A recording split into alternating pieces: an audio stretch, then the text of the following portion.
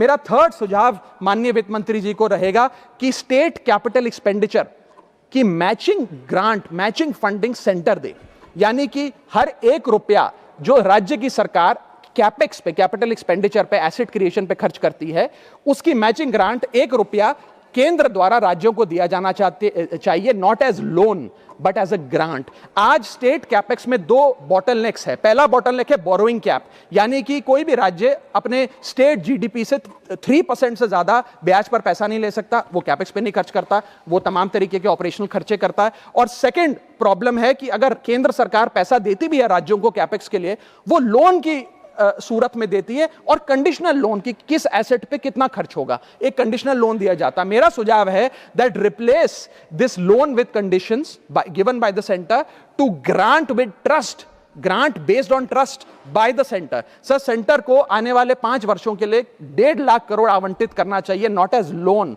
But as these capex grants, ताकि राज्यों में सड़कें बने, इरिगेशन नेटवर्क बने, लोकल पावर इंफ्रास्ट्रक्चर बने, ड्रिंकिंग वाटर सैनिटेशन हो, और अर्बन इंफ्रास्ट्रक्चर में एसेट क्रिएशन, एसेट फॉर्मेशन किया जाए।